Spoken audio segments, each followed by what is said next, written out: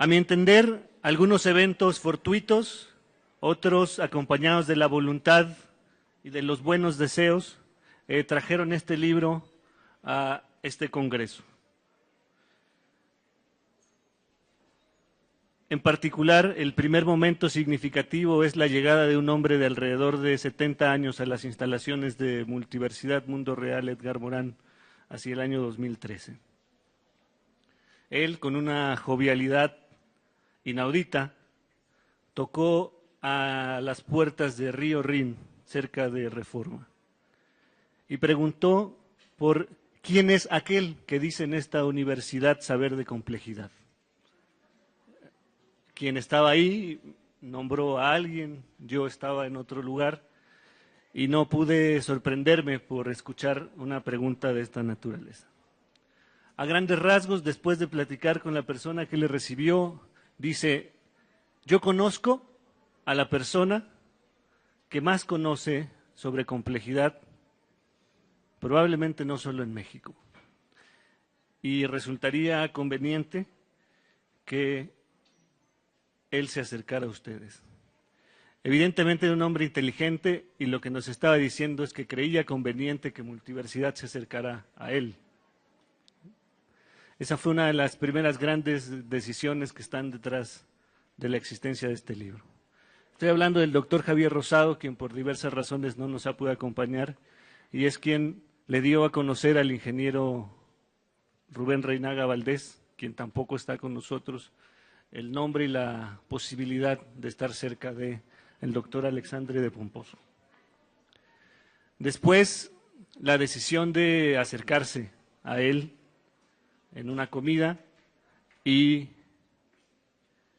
no solo proponerle algún proyecto, sino que tuviera un lugar significativo en la multiversidad. El doctor Alexandre de Pomposo es nuestro doctor emérito. Después vinieron, quizá a la manera de una serendipia por conversaciones entre el doctor Carlos Delgado, el ingeniero Reinaga y el doctor Alexandre de Pomposo, el planteamiento sobre qué hacer frente a algunas críticas injustificadas a lo que significa el pensamiento complejo y particularmente el pensamiento de Edgar Morán. Y el reto lo tomó el doctor Alexandre de Pomposo, pensando en que lo más significativo, como él expresa en este libro, no son los debates entre las personas, sino las ideas que circulan en estos debates. Así, ustedes van a notar en esta obra, como notaron en su exposición del día de ayer, no solo emoción, pasión y lo personal cruzando lo eminentemente científico. Verán alusiones a los gatos. No hace falta decir que hay un gato en la vida del doctor Alexandre de Pomposo, cuyo nombre es Gardel y que le acompaña a diario. Es quizá su mejor amigo. Verán además alusiones a estas cosas que yo les he planteado ahora.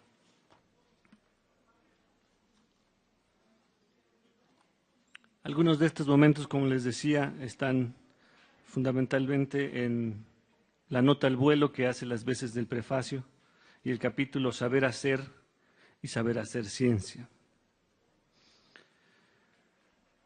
Recupero ahora una última parte del relato. Probablemente la decisión más obvia fue la del doctor Alexandre de Pomposo por llevar a estas páginas aquello que piensa, de lo que le convence y sobre lo que duda, con la genialidad y la sabiduría que le son tan propias, como propio nos resulta o debería resultar la complejidad. Cito la página número 11 del libro. La complejidad es probablemente la expresión más justa de lo que entendemos por la realidad. No son solo las manifestaciones del mundo físico las que determinan irrevocablemente nuestro papel en el cosmos. También somos actores de esa realidad, pero no como los personajes de una obra de teatro que utilizan un escenario para decir sus líneas aprendidas, sino como quien con su presencia y sus actos hace escenario. Es actor, es espectador, dramaturgo, productor, todo a la vez. La conciencia de la ciencia es un juego complejo, porque la ciencia es un asunto serio y todo lo serio es un juego. Así, esto propio nos resulta, como bien dice, tanto serio como profundamente lúdico. Ya se había advertido el gusto del doctor Alexandre desde el día de ayer por los mensajes directos, por conminar a la acción pensante, por no someterse al canto de las sirenas de la divulgación, procurando decir con concreción desde la ciencia.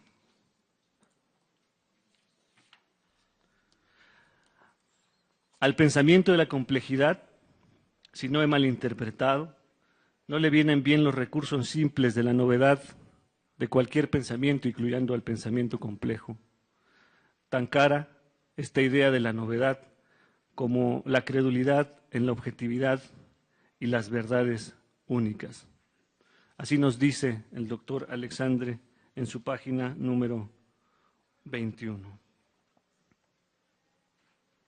La misión de las ciencias consiste en descubrir las posibilidades de la naturaleza con el método implacable de la búsqueda de los principios y las causas de los fenómenos. Si decidimos llamar verdad a eso, pues bien, entonces a asumir las consecuencias que ello traiga, muy por encima de las preferencias personales. Solo así, en el ascetismo de la honestidad cognitiva, se alcanza la perpetuidad en el asombro y en la espera de lo inesperado. En adelante, el camino que nos propone andar es vivaz como el de su analogía. Una y otra vez nos convoca a pensar analógicamente con poderosas imágenes y aguda recuperación de conceptos, de autores, de episodios, pero fundamentalmente de vida. Cito Saber hacer ciencia en su página 34 y 35.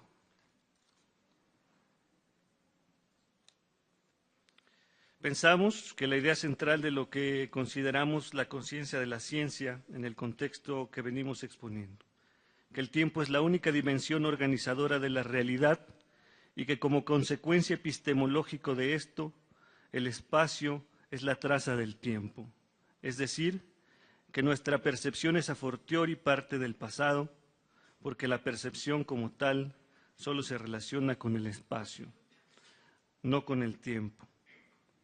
Estas ideas, desde luego, se ven apoyadas por los más recientes hallazgos cosmológicos que, a su vez, parecen dar certeza a la idea general de que el tiempo precede a la existencia. En la concepción dinámica de la física, el tiempo no es entonces ni un parámetro, Galileo, Newton, ni una dimensión coordenada, Minkowski, Einstein, sino un operador, Hamilton, Heisenberg, Prigogine, que actúa sobre los sistemas organizándoles y promoviendo la aparición de estructuras y pautas, que es lo que en sí buscan las ciencias en la naturaleza.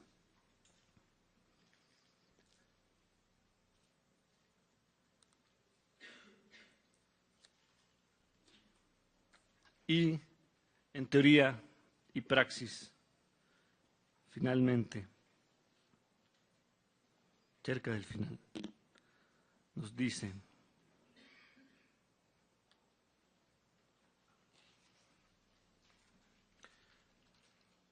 para conocer la naturaleza se debe emplear la no naturaleza de las abstracciones, es decir, que la naturaleza solo se dice por medio de la no naturaleza. Esta contradicción en los términos es el peaje excesivamente elevado que tuvo que pagar la ciencia para poder avanzar en la construcción de los modelos del mundo. Parafraseando al personaje Pat Garrett, que justo después de matar a Billy the Kid declara: lo que quieres y lo que logras son dos cosas diferentes, recordamos que en efecto, cada vez que hacemos abstracción de la realidad, ya sea por medio de las matemáticas del arte o de cualquier ardid, queremos explicar la realidad por medio de lo imposible.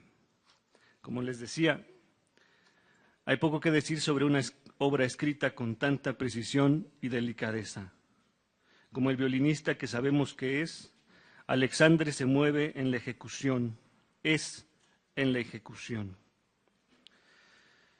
Es un hombre, como él suele decir, de una pieza.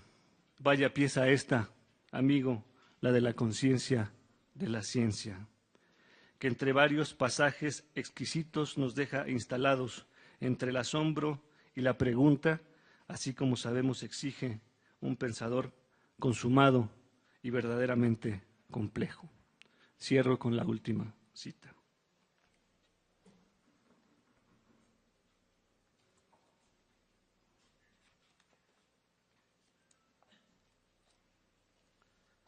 Como las olas golpean una y otra vez la playa para recordarle a esta que tú eres tierra y yo soy mar, así, iteradamente descubrimos que hay un abismo insorteable entre el fenómeno y el lenguaje que lo quiere expresar.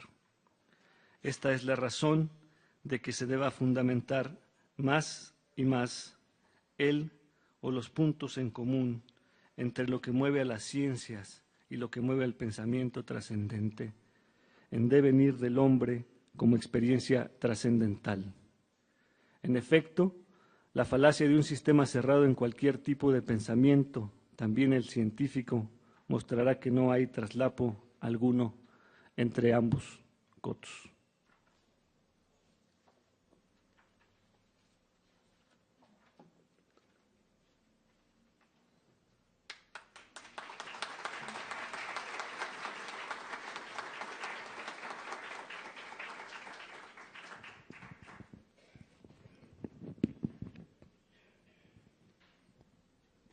Muchas gracias, doctor Casas. Gracias, Gustavo. Gracias, amigo. Realmente el título de este ensayo tiene una explicación. A mi parecer, una de las obras más agudas de Edgar Morin es precisamente Ciencia con conciencia. Entonces dirían, ¿y por qué le pone usted la conciencia de la ciencia, no? Pareciera un refrito. No. Esa genial obra de Morin cumple una tarea muy difícil y es probar y fundamentar que la ciencia, cualquier ciencia, tiene que tener conciencia. Eso es lo que logra mostrar Morin, que no es definitivamente poca cosa. Yo me subo en sus hombros y ahora trato de ver algo que él no dijo en esa obra, que sería qué es lo que debe contener esa conciencia. ¿Sí? Él ya probó que la ciencia debe tener conciencia para hacer ciencia y ahora hay que ver qué debe tener esa conciencia. Traducido a términos más pedestres, eso lo que significa es que antes de hablar de la ciencia, antes de hablar de los logros y de los fallos de la ciencia, de sus errores, sus tropezones, sus excesos y abusos, hay que conocer las razones de la ciencia. Soy un convencido de que si el mundo está como está, es porque generalmente es un diálogo de sordos. Casi nadie se pregunta acerca de las razones por las cuales las personas dicen lo que dicen. Nos vamos directamente a juzgar favorable o desfavorablemente lo que han dicho o lo que han hecho. Y casi nunca nos detenemos a pensar en las razones por las que dijeron o hicieron eso. Esto no nos exime de después, en un segundo momento, de ver si lo que se hizo o se dijo fue bueno, malo, conveniente o inconveniente. Pero viene después. Lo verdaderamente antropológico está en las razones. ¿Sí? Descartes había dicho bien en algún momento que la aritmética nunca estaría completa. Interesante, ¿eh? En pleno siglo XVII va a tener que pasar más de 3 siglos para que Kurt Gödel muestre en su teorema de la incompletitud que en efecto Descartes tenía razón. que cualquier sistema axiomático en las matemáticas necesita de algo exógeno a ese sistema para poder seguirse diciendo. No existe ningún sistema aritmético completo. Pero inmediatamente aclara el padre de la geometría analítica, Descartes, que la geometría no, la geometría es otra cosa.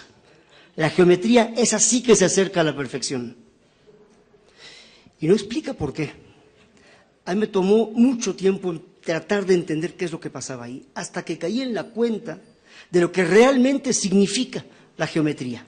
La geometría no es solamente esto de los triángulos, hexágonos y apréndete la fórmula del área del cuadrilátero y del heptágono y esas cosas. No, no, no, es algo mucho más profundo. La geometría es la ciencia de las proporciones. Esa es la definición que, por cierto, da un filósofo que había empezado estudiando matemáticas, Wittgenstein. Ludwig Wittgenstein dice, es que la geometría es la ciencia de las proporciones. Y en el fondo, todas nuestras acciones humanas en la existencia no son más que manifestaciones de proporciones, analogías. Solo conocemos por analogías. Un ejemplo, la medicina, con miles de nombres domingueros para hablar de síndromes, síntomas, estructuras anatómicas, bioquímica molecular, histología, histopatología y póngale, etcétera. En realidad son puras analogías, los nombres de los órganos, ¿no? Se llama así porque se creía tal, y porque se parecía a cual, y así, ¿no? El cáncer se llama así porque parecía que los tumores tenían un aspecto como de cangrejo, como carne de cangrejo, y por eso se le puso cáncer, ¿no? O sea, y así está hecho todo, es un pensamiento analógico, así aprendemos a hablar, no es que esté en el DNA inscrito, digo yo, me hace gracia, ¿no? Cuando un bebé, no sé, regiomontano, por ejemplo, dice su primera palabra, mamá, dice, mamá, así ya con su acento norteño, así, a mí no me sale porque no soy norteño, pero y dice uno, ah caramba, no sabía que el acento regiomontano estaba en el DNA, pues creo que no está en el DNA. Lo que ocurre es que esa criatura lleva ya muchos meses escuchando un montón de gente alrededor hablando de los batas, los huercos y todo ese tipo de cosas, ¿no? Entonces ya lo primero que sale, ya sale, es una imitación, es una analogía a lo que se está haciendo. Así aprendemos. Eso no es un defecto. El defecto comienza cuando pensamos que eso que fue simple analogía es la verdad, es lo real. Cuando digo silla, es que eso es silla. Pues no, señor, eso no es silla. Yo le llamo silla, pero eso no es silla. O sea, le pongo el verbo ser, ¿no? Así, ontológico. No es silla. Es más, cuando digo silla, no estoy diciendo a la silla, me estoy yo diciendo a la silla. No puedo desprenderme de nada de lo que hago o digo. La objetividad tan puesta en los altares por la ciencia positivista, es una falacia, no existe. La ciencia, ¿qué es la ciencia si no hay científicos? Que por cierto, antes de ser científicos, son seres humanos. Ese fue el error de Descartes. Dubito ergo cogito ergo sum. Dudo, luego pienso, luego soy. Bueno, dudas. ¿Qué es la duda? La duda no es nada, a menos que dudes de algo. Y Descartes dudó de todo, excepto de una cosa, de la duda. Así pasa, ¿sí? El mismo Comte, el padre del positivismo, decía, todo es relativo, he ahí lo único absoluto. Pues ahora sí que ya, ¿cómo dice el dicho? Se le torció el rabo a la puerca, algo así dice el dicho, ya se arruinó todo, en pocas palabras, ¿sí? Entonces, este libro lo que quiere es hacer eso. No me atrevería yo jamás a completar lo que no dijo Morán, no, pero como hombre de ciencia que me formé, creo que tenía yo, no el derecho, pero sí la obligación de decir mis reflexiones. Y eso es lo que es este ensayo. Además, como bien dijo mi amigo Gustavo, el ingeniero Reinaga, en paz descanse, decía esto, que había esos ataques. Y yo me detuve a ver, capaz que están justificados los ataques, ¿no? Pero no, esos ataques estaban estofados de ignorancia. Pero no solamente la ignorancia de qué es la multiversidad o cuál es el pensamiento de Morán, que dicho sea de paso, también estaban ahí presentes como factores de ignorancia. No, había algo que me parecía mucho más hondo.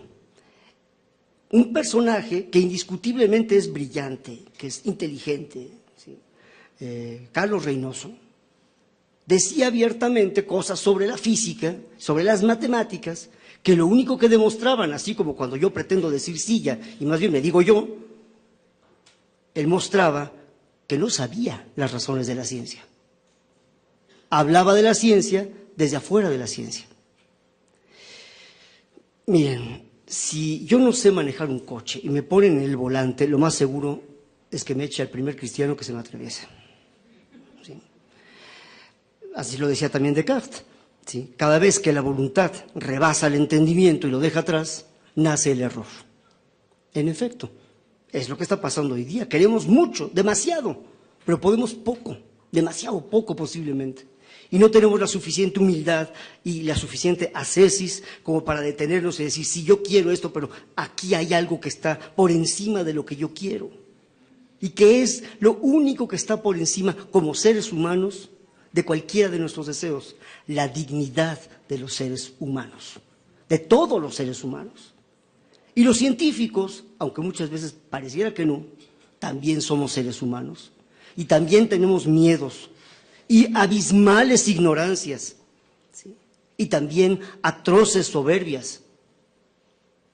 Es penoso que personas que inicialmente comenzaron su formación científica en una sana curiosidad por entender los fenómenos de la naturaleza, terminen contribuyendo en ejércitos a construir armas de destrucción masiva, a hacer bombas atómicas, químicas.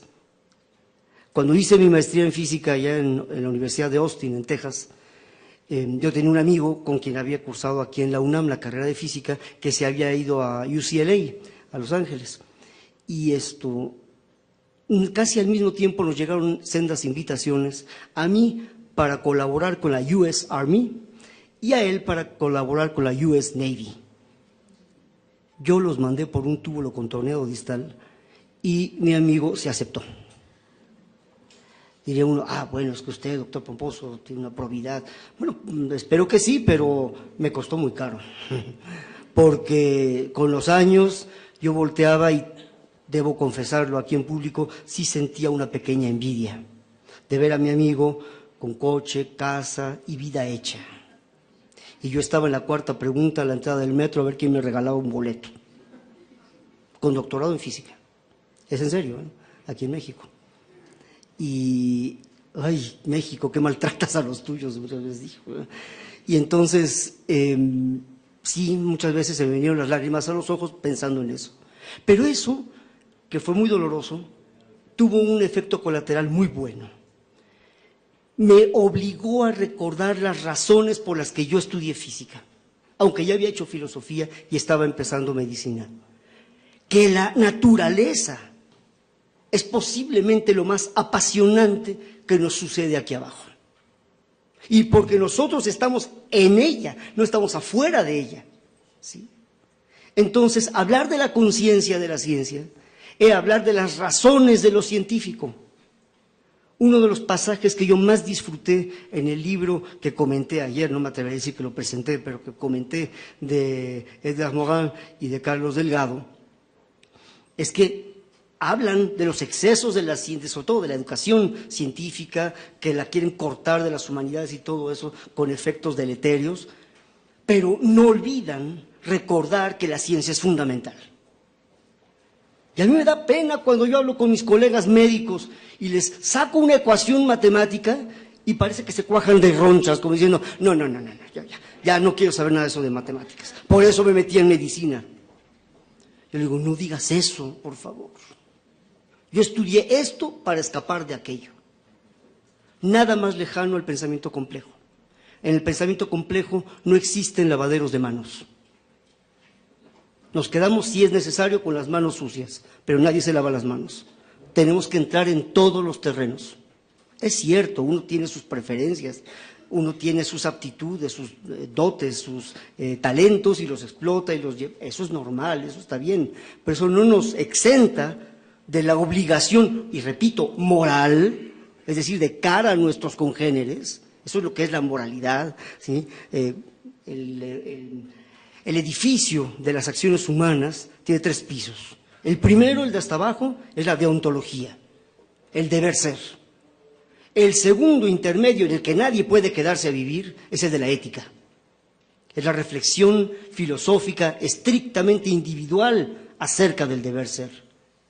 Y el tercer piso, en donde tenemos que vivir todos, el penthouse, es la moral, en donde mi reflexión filosófica sobre el deber ser tiene que desbordar hacia el otro, hacia los otros, a la sociedad, al mundo en el que estoy. ¿Sí? Es increíble que en la física, hablo de la física porque me es más familiar, pero que en la física, con tan bellos resultados logrados, haya tan poca conciencia del peso moral del conocimiento. Pero a veces me temo que no solamente es la física. Pensamos que el conocimiento, qué bonito, qué bien, y me lo guardo en el bolsillo.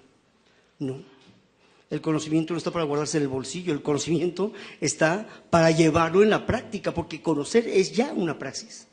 ¿Sí? Por eso hablo de esto de la teoría y la práctica. La teoría es ya una praxis. La trascendencia nace en la inmanencia, no viene después de la inmanencia, no, está en la inmanencia ya, desde ahí. Somos pura exterioridad. Oiga, ¿y la interioridad? Sí, la hay, pero es una interioridad que viene como una consecuencia de la alimentación, de reconocer al artista cuando se ha visto la obra de arte. ¿Sí? Y eso es la naturaleza.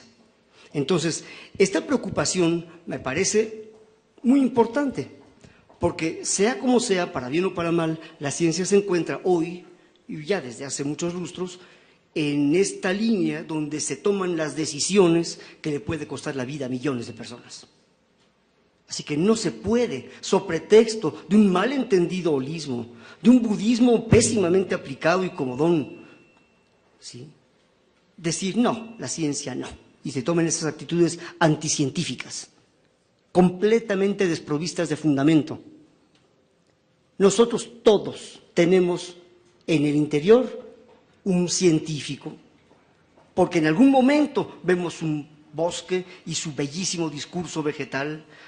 Veo a mi gatito adorado, que bien me conoces, Gustavo, veo a mi gatito adorado y en sus ojos veo mucha inteligencia y una enorme paciencia para con su torpe amo, ¿sí?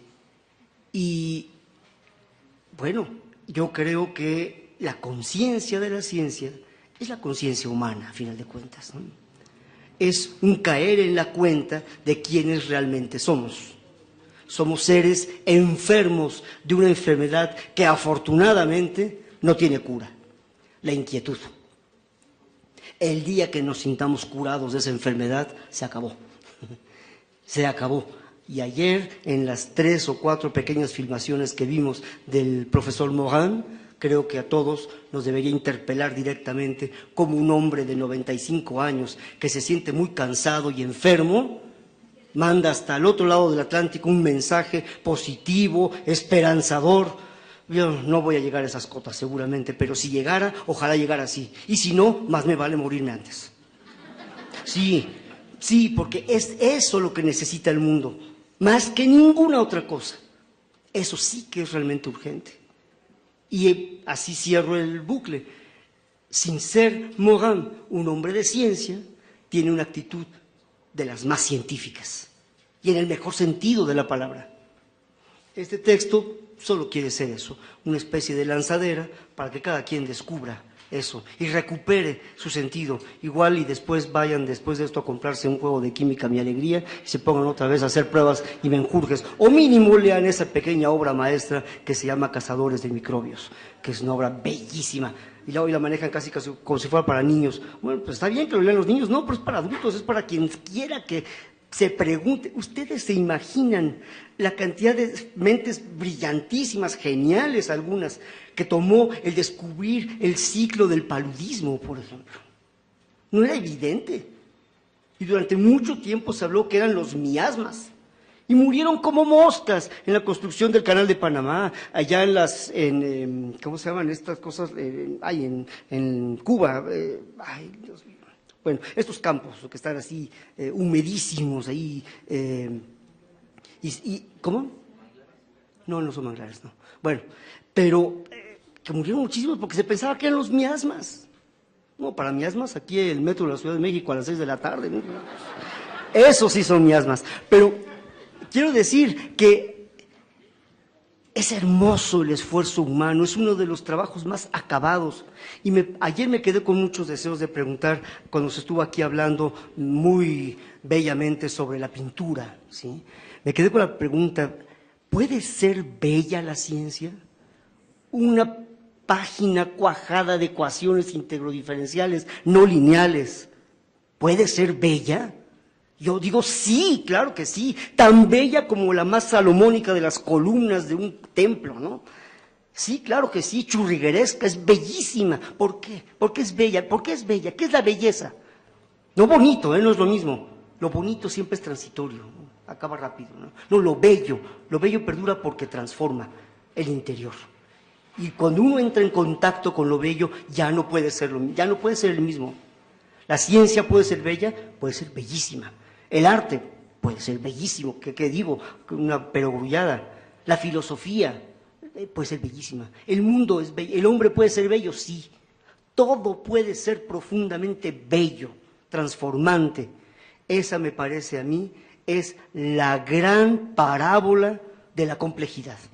La belleza. Es bella solo como un violín sabe ser bello. Gracias.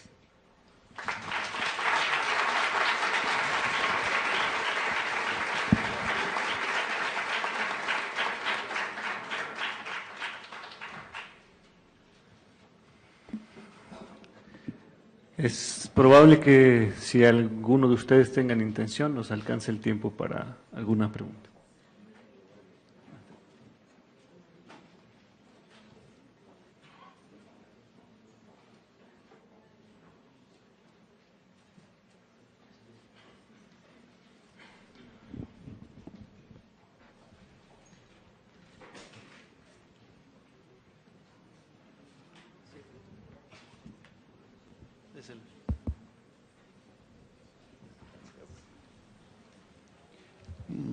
Buenos días, mi nombre es Jessy Soler. Tengo un comentario y una pregunta. El comentario es sobre la química y la biología, dos ciencias que se desarrollaron bastante en el siglo XXI y crearon una serie de productos. Algunos de ellos hacen bien, otros hacen mal. En estos días la Comunidad Europea adquirió conciencia y prohibió un producto que le ha hecho mucho mal a la humanidad, que es el glifosato. Entonces los señores de Monsanto ya no tienen licencia para producir ese elemento. Entonces la pregunta va en la siguiente dirección. ¿Cómo se debe abordar desde la complejidad el tema de la ciencia que le hace mal al medio ambiente y le hace mal a la humanidad? Sí. Bueno, de hecho hay una sección en el ensayo donde hablo del problema del mal. Y el mal, la mejor conceptualización, no diría yo que es definición, pero la mejor conceptualización del mal para mí es que es un misterio. Sí, en efecto, hemos dado sobradas pruebas los seres humanos, por lo menos en el siglo XX, pero bueno, si nos remontamos a las cruzadas, la Inquisición, las terribles guerras en la Edad Media, las guerras de religión y más hacia la antigüedad, tenemos en las manos la posibilidad de hacer cosas grandiosas, maravillosas, de las que sentirnos orgullosos, pero también somos capaces con esas mismas manos de hacer monstruosidades y que ya no sabemos ni cómo taparnos la cara de la vergüenza.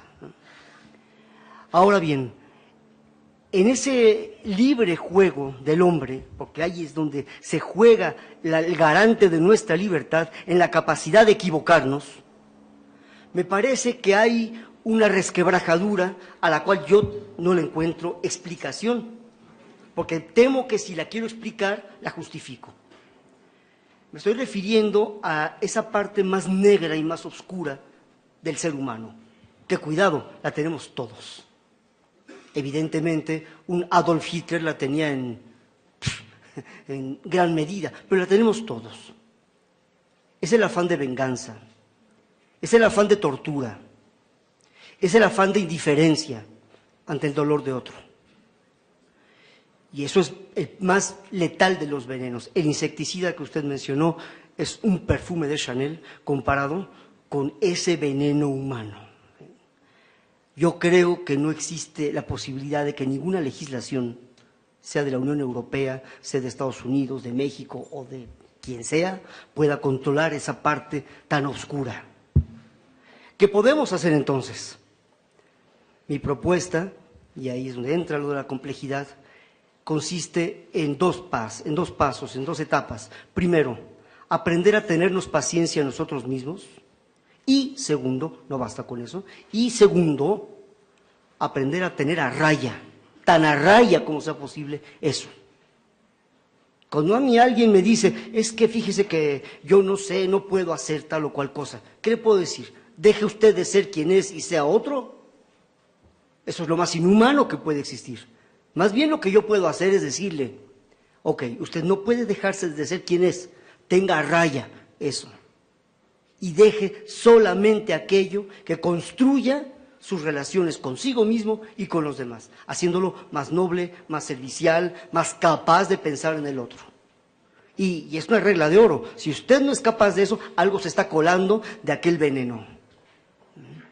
Yo sé que es muy difícil, porque estamos tan llenos de finitud, tenemos tan poca paciencia con nosotros mismos, que primero le pelamos el diente al vecino, antes de reconocer que nosotros nos hemos equivocado. La ciencia juega un papel fundamental ahí, siempre y cuando la ciencia sepa que no puede idolatrarse, como de hecho nada puede idolatrarse. Tampoco la naturaleza se puede idolatrar, tampoco el arte se puede idolatrar. Hemos visto ejemplos, sobre todo en el siglo XX, de ciencias oficiales, de artes oficiales, y son asquerosos. Un artista al servicio de un mensaje político. Una cosa es que con su arte comunique posturas, eso es válido, y otra cosa es que se prostituya a un precio y anuncia algo que probablemente ni cree, porque es prostitución pura. ¿Sí?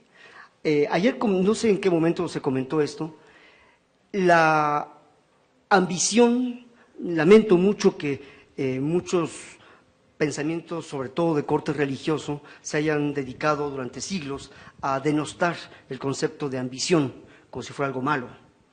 No, yo pienso que la ambición es fundamental, porque sin la ambición no hacemos nada. Es más, aquí todos somos inmensamente ambiciosos, si no ni estaríamos aquí, seguro. Lo que cada quien ambiciona, eso sí es personal, ¿no? Pero todos somos muy ambiciosos y eso es bueno. Así es como evoluciona la humanidad, así es como se puede aspirar a algo de valor. Pero la avaricia, eso sí ya no. ¿Por qué? ¿Y dónde se da el cambio, el quiebre entre la ambición y la avaricia? Cuando yo empiezo a pensar más en mí que en los demás. Cuidado, el otro exceso opuesto también es letal. Yo solo voy a pensar en los demás. Detrás hay una soberbia monumental, creyéndome yo no sé qué tipo de semidios, que puedo eso, ir distribuyendo mis dones a todo mundo porque yo no necesito a nadie. No, perdón, yo soy el primer menesteroso.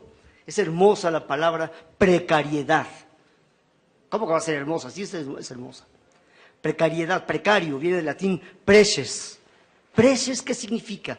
Preces, incluso también existe la palabra en español, ¿sí? Es súplica, es reconocerse menesteroso, necesitado. ¿Quién aquí no está necesitado? Todos, yo el que más.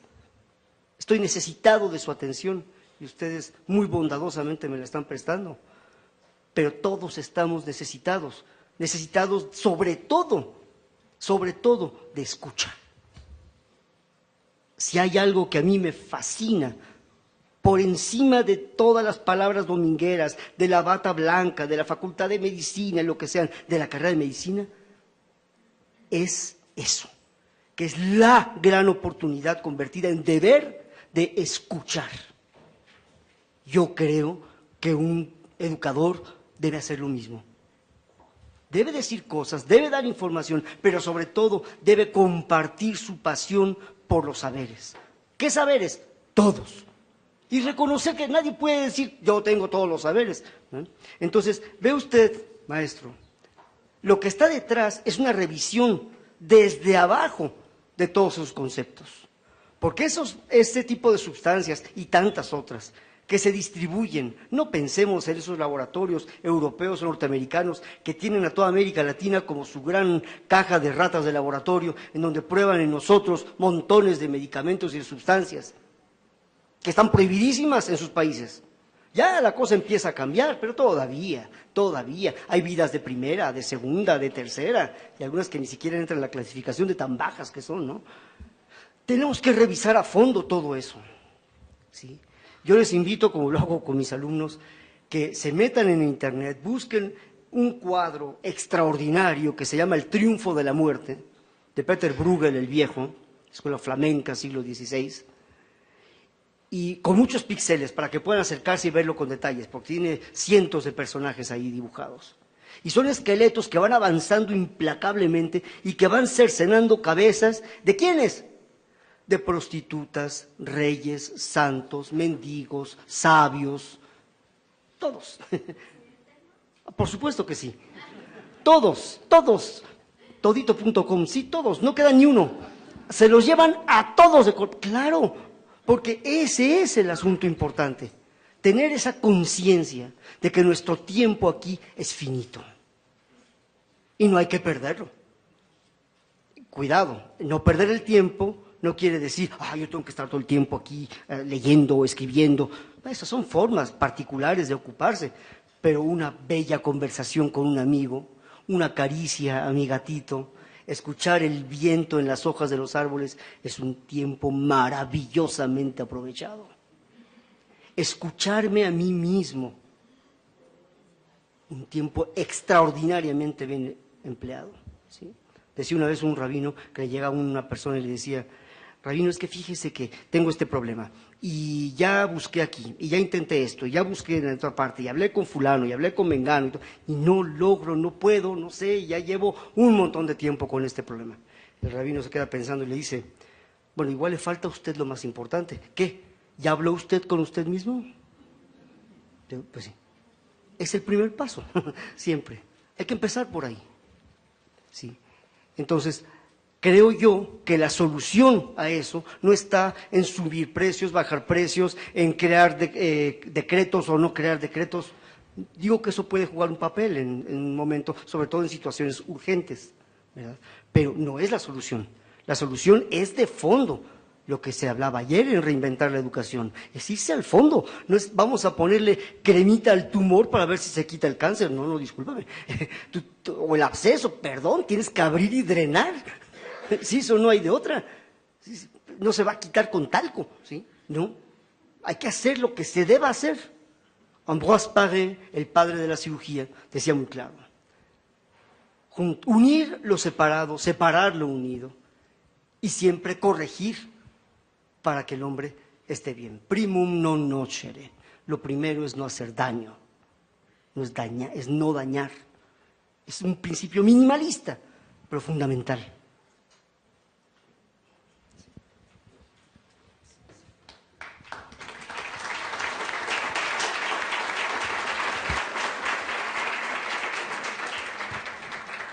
Damos oportunidad a una última pregunta, una respuesta breve porque el doctor Lipsitz estaba por llegar y… Disculpen mi verborrea, pero es que me pico y… Que no se repite.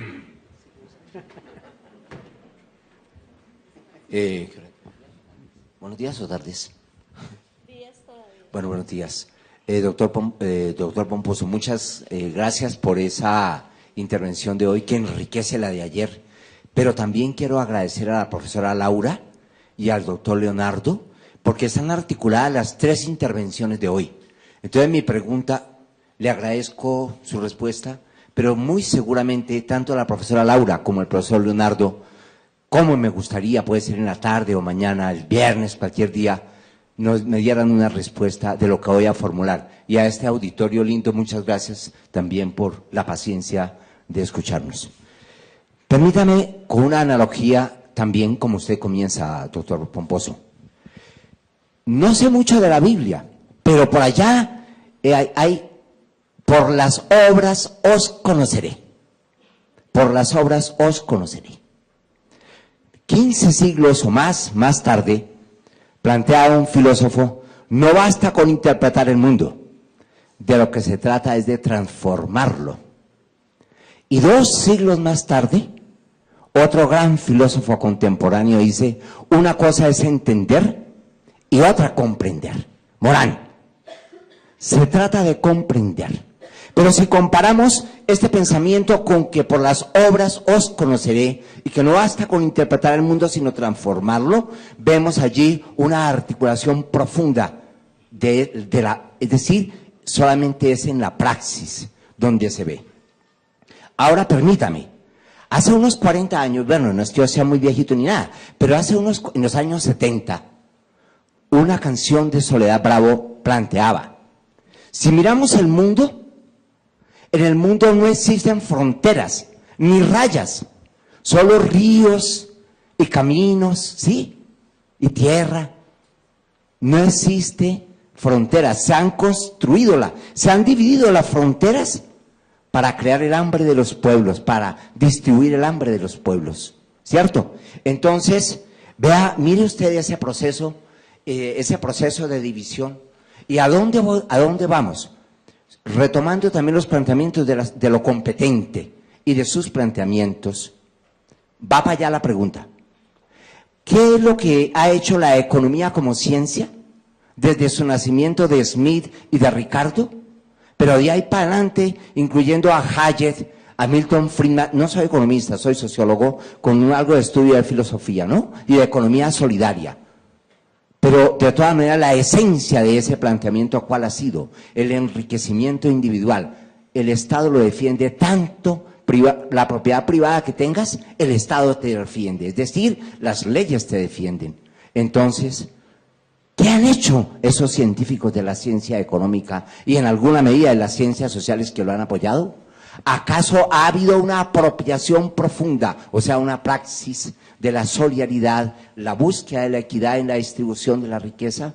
Raceto, Luis Corallo, Pablo Guerra, muchos otros, Manfred Massniff, han venido haciendo importantísimos planteamientos de economía social o solidaria, tanto en Europa como en América Latina, y nos falta converger en ese proceso, y pienso que desde la ciencia con conciencia, eso es lo que tenemos que hacer, es mi opinión, y que las competencias que adquiramos sean unas competencias para la equidad, la libertad, la creatividad, la innovación, pero ante todo la ética y el desarrollo, la articulación de la ética y la moral. Esa es la pregunta. Muchas gracias.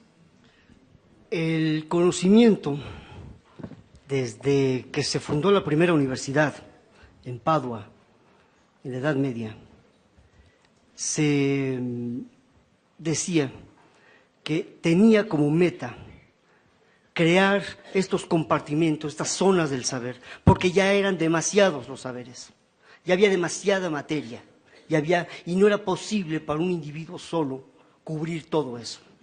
Entonces se tenían que repartir el trabajo, en pocas palabras, ¿no? Y entonces se crean esas, que originalmente se llamaban escuelas catedral, después se pasan a llamar universidades. Bueno, la compartimentalización del conocimiento es necesaria. Nadie en su sano juicio puede pretender conocer las 280 y tantas carreras que tiene la UNAM y ser competente en todas ellas. Así que, lo siento, mi amigo, pero las fronteras son necesarias. Siempre y cuando se respetaran las culturas. Y esa es una idea muy moriniana, precisamente. La ONU debería ser la OCU, no la Organización de las Naciones Unidas, sino la Organización de las Culturas Unidas. Eso sí, porque es lamentable que naciones centroamericanas pequeñas que tienen presupuestos tan limitados todavía se gasten la mitad en un ejército de pacotilla que no sirve, ¿sí me entienden? Entonces, y es profundamente injusto para los pueblos, estoy de acuerdo. Pero que la historia ahí ha dejado sus marcas, pues sí, como su historia personal o la mía ha dejado marcas en nuestros rostros. También los surcos que se nos hacen en el rostro tienen que ver con nuestra historia. Prigozhin decía, cada quien es el escultor de su propia imagen. Es cierto. ¿Sí? Y eso no lo podemos soslayar. Creo yo que la complejidad evita, el pensamiento complejo sobre todo, evita cuando se entiende bien y no se tergiversa. ¿Sí? Entiende bien que debe evitar el escollo de un holismo fácil, en el que todo huele igual. Eso yo le llamo anosmia espiritual. Huele igual la caca y el perfume. No. La anosmia es una incapacidad para percibir los olores. ¿Sí? No. Eso no es el pensamiento complejo. El pensamiento complejo sigue reconociendo las diferencias entre los saberes, pero no para separarlos, no para pensar que no tiene nada que ver uno con el otro. No, al contrario. Creo yo que Morán, no sé si consciente o inconscientemente, hace un eco fantástico a aquella apuesta de Tomás de Aquino en el siglo XIII. Distinguir para unir. No se puede unir lo que no se ha distinguido previamente. Si no, lo que tenemos es una masacota espantosa de quién sabe qué. Y no, se habló ayer de un libro que tiene como subtítulo una metamorfosis, no una amorfosis. No, una metamorfosis, cambio de forma, pero sí hay forma. Claro, sí hay forma, porque ahí está el sentido. Eso es lo que yo pienso. No soy tampoco economista, pero mencionaba ayer que se nos ha querido vender la idea, por no decir que imponer, de que la economía es fundamental y sin ello no se entiende al ser humano. Eso no es cierto. Eso no es cierto. Que es una de las componentes importantes, insoslayables, sí, eso sí.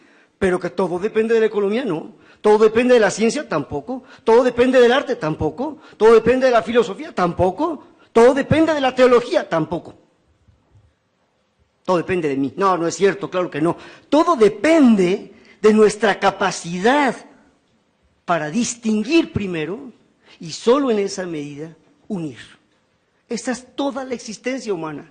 Uno estudia una carrera, muy bien, porque no puede abarcarlo todo. Pero eso no lo exime, una vez que tenga esas competencias ahí, de interesarse en todo lo demás. Claro que sí. Porque además todo es bellísimo. De veras, yo que solo he incurrido en 3 o 4 áreas, estoy maravillado, pero, por ejemplo, yo me acuerdo que en un momento dado llegué a abrazar la idea de filología, cuando estaba haciendo filología. Pero cuando empecé a ver que los filólogos medianamente buenos, todos tenían más de 70 años porque tenían que saber 80 idiomas, todos muertos, y tenían que manejar. Y dije, no. Y como yo sé que en mi familia más bien hay una tendencia a morirse entre los 50 y 60, ya tengo 58, dije, no, mejor yo me doy prisita y yo hago lo que pueda completar, ¿no? Pero sí, pero quiero decir que eso no quita que la filología es bellísima. La gastronomía, a mí se me quema el agua, pero la gastronomía, qué hermoso arte de acariciar el gusto. ¿Quién puede decir que no le gusta comer? Ser un mentiroso, perdón. Claro que nos encanta comer. Y además en lo humano, en el terreno estrictamente humano, comer es la mayor de las oportunidades para conversar, para ser más humanos que nunca. De hecho, es una de las más hermosas pruebas de amistad. Vamos a comer. ¿Sí? O tomar un café, ¿no? Pero esa es una de las pruebas más bellas. Entonces yo terminaría con eso. Hay que reconsiderar. Hay muchas cosas que les hemos puesto etiquetas. Muy bien, ya están ahí esas etiquetas. Sería un poco arriesgado quitarlas. Pero hay que reubicarlas en su verdadero valor. Y el físico teórico, por muy hundida que tenga la nariz en sus páginas y páginas llenas de ecuaciones, eso no lo disculpa de saber que su saber está construido sobre el apoyo de millones de personas que están trabajando para que él se pague ese lujo. Con eso termino. En mi primera clase de la carrera de física llegó una profesora. Para esto yo había estado 13 años en escuelas de puros varones y cuando yo vi entrar una mujer a la clase sentí de pronto la, ¿cómo se llama esto? La tormenta hormonal impresionante que se me dejó. Dije, qué raro se siente, ¿qué será eso? Alex, es como tu mamá. No, sí, pero no es mi mamá, es una mujer, qué raro. Bueno, entonces, estoy exagerando, ¿no? Pero sí se sentía raro, eso sí lo confieso. Además, con paréntesis, la primera chica que yo tuve sentada en clases ahí en la Facultad de Ciencias de la UNAM a mi lado, a mi derecha, fue una poetisa bastante buena que tiene México, nieta de León Trotsky, Verónica Volkov. La tuve yo sentada ahí al lado. Y sinceramente, además se ponía escotes bastante generosos. Y ahí me empecé a interesar en la filosofía porque tuve una visión cercana de su alma, podemos decirlo así. No, pero no, lo que voy es que esta profesora, chaparrita, con sus gafas caídas, así, matemática muy brillante, por cierto, Escamilla, la doctora Escamilla, dijo, bueno, jóvenes, díganme por qué están ustedes estudiando la carrera de física o matemáticas y por qué están aquí. Entonces ya cada quien empezó a dar sus argumentos, yo aquí me lucí, es que la primera vez que vi un arco iris me pregunté, ¿y eso cómo se integran? Maravilloso. Cada quien dio sus ideas muy hermosas, muy ingenuas, pero muy bellas, ¿no? Después ella dijo, no. ¿Qué? ¿No? Es como si tú estás en un gran sueño y de pronto, ¡pah!, te dan una cachetada. No, ustedes están estudiando estas carreras porque tienen techo, porque tienen comida, porque tienen abrigo y probablemente cierta garantía de afecto a su alrededor. Por eso se pueden pagar el lujo de estar aquí pensando el concepto de límite, el teorema de Bolzano y qué sé yo. Porque la gente que vive al día y que no sabe siquiera si va a comer ese día, lo último en lo que va a estar pensando es el teorema de Bolzano, ¿sí? Entonces, eso no quiere decir que ustedes se deban sentir mal, no, se deben sentir obligados. Obligar, es una liga, es un amarre, obligado con el mundo, porque tú eres responsable de esto.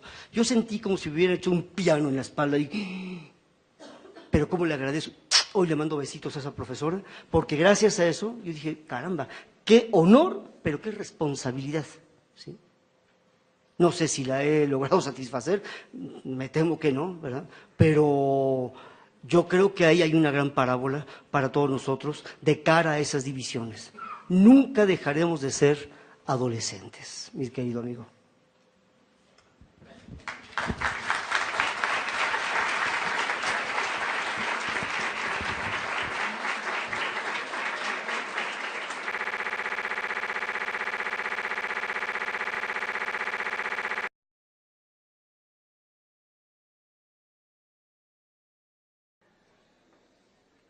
A mi entender, algunos eventos fortuitos, otros acompañados de la voluntad y de los buenos deseos, trajeron este libro a este congreso. En particular, el primer momento significativo es la llegada de un hombre de alrededor de 70 años a las instalaciones de Multiversidad Mundo Real Edgar Morán hacia el año 2013. Él, con una jovialidad inaudita, tocó a las puertas de Río Rin, cerca de Reforma, y preguntó por quién es aquel que dice en esta universidad saber de complejidad. Quien estaba ahí nombró a alguien, yo estaba en otro lugar y no pude sorprenderme por escuchar una pregunta de esta naturaleza. A grandes rasgos, después de platicar con la persona que le recibió, dice, yo conozco a la persona que más conoce sobre complejidad, probablemente no solo en México, y resultaría conveniente que él se acercara a ustedes. Evidentemente era un hombre inteligente y lo que nos estaba diciendo es que creía conveniente que Multiversidad se acercara a él. Esa fue una de las primeras grandes decisiones que están detrás de la existencia de este libro. Estoy hablando del doctor Javier Rosado, quien por diversas razones no nos ha podido acompañar, y es quien le dio a conocer al ingeniero Rubén Reinaga Valdés, quien tampoco está con nosotros, el nombre y la posibilidad de estar cerca del doctor Alexandre de Pomposo. Después, la decisión de acercarse a él, no con el tiempo. Estas ideas, desde luego, se ven apoyadas por los más recientes hallazgos cosmológicos que, a su vez, parecen dar certeza a la idea general de que el tiempo precede a la existencia.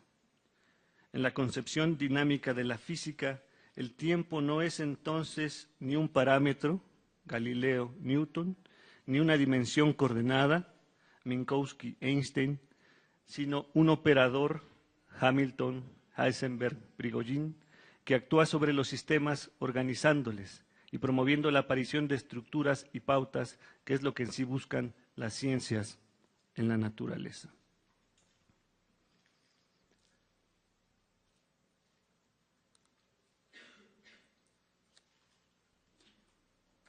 Y en teoría y praxis, finalmente,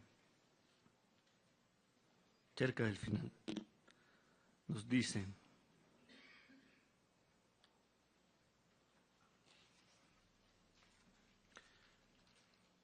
para conocer la naturaleza se debe emplear la no naturaleza de las abstracciones, es decir, que la naturaleza solo se dice por medio de la no naturaleza. Esta contradicción en los términos es el peaje excesivamente elevado que tuvo que pagar la ciencia para poder avanzar en la construcción de los modelos del mundo. Parafraseando al personaje Pat Garrett, que justo después de matar a Billy the Kid declara: lo que quieres y lo que logras son dos cosas diferentes, recordamos que en efecto, cada vez que hacemos abstracción de la realidad, ya sea por medio de las matemáticas, del arte o de cualquier ardid, queremos explicar la realidad por medio de lo imposible. Como les decía, hay poco que decir sobre una obra escrita. Bien, los recursos simples de la novedad de cualquier pensamiento, incluyendo al pensamiento complejo. Tan cara esta idea de la novedad como la credulidad en la objetividad y las verdades únicas. Así nos dice el doctor Alexandre en su página número 21. La misión de las ciencias consiste en descubrir las posibilidades de la naturaleza con el método implacable de la búsqueda de los principios y las causas de los fenómenos. Si decidimos llamar verdad a eso, pues bien, entonces a asumir las consecuencias que ello traiga, muy por encima de las preferencias personales. Solo así, en el ascetismo de la honestidad cognitiva, se alcanza la perpetuidad en el asombro y en la espera de lo inesperado. En adelante, el camino que nos propone andar es vivaz como el de su analogía. Una y otra vez nos convoca a pensar analógicamente con poderosas imágenes y aguda recuperación de conceptos, de autores, de episodios, pero fundamentalmente de vida. Cito Saber hacer ciencia en su página 34 y 35.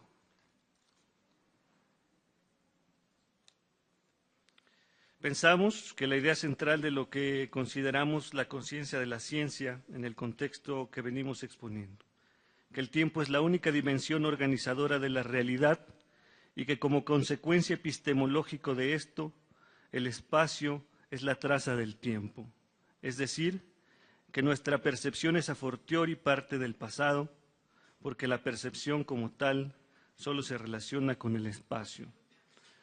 En una comida, y no solo proponerle algún proyecto, sino que tuviera un lugar significativo en la multiversidad. El doctor Alexandre Pomposo es nuestro doctor emérito. Después vinieron, quizá a la manera de una serendipia por conversaciones entre el doctor Carlos Delgado, el ingeniero Reinaga y el doctor Alexandre Pomposo, el planteamiento sobre qué hacer frente a algunas críticas injustificadas a lo que significa el pensamiento complejo y particularmente el pensamiento de Edgar Morin.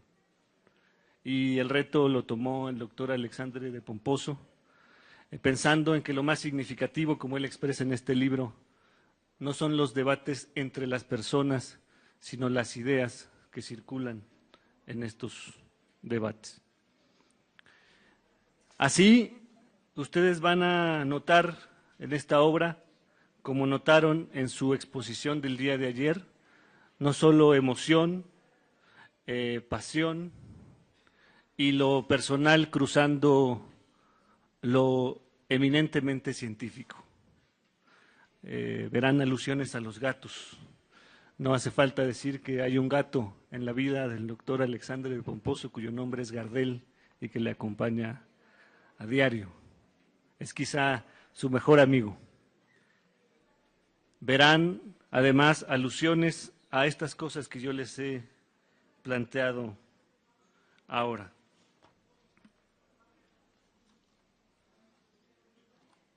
Algunos de estos momentos, como les decía, están fundamentalmente en la nota al vuelo que hace las veces del prefacio y el capítulo Saber hacer y saber hacer ciencia. Recupero ahora una última parte del relato. Probablemente la edición más obvia fue la del doctor Alexandre de Pomposo, por llevar a estas páginas aquello que piensa, de lo que le convence y sobre lo que duda, con la genialidad y la sabiduría que le son tan propias, como propio nos resulta o debería resultar la complejidad. Cito la página número 11 del libro. La complejidad es probablemente la expresión más justa de lo que entendemos por la realidad. No son solo las manifestaciones del mundo físico las que determinan irrevocablemente nuestro papel en el cosmos. También somos actores de esa realidad, pero no como los personajes de una obra de teatro que utilizan un escenario para decir sus líneas aprendidas, sino como quien con su presencia y sus actos hace escenario.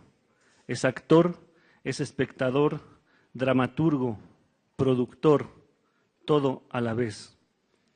La conciencia de la ciencia es un juego complejo, porque la ciencia es un asunto serio y todo lo serio es un juego.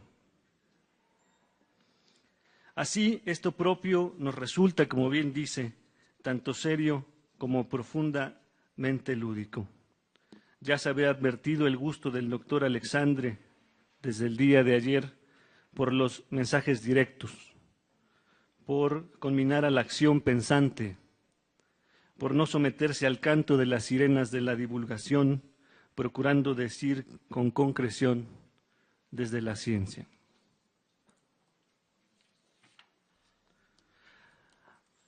Al pensamiento de la complejidad, si no he malinterpretado, no le viene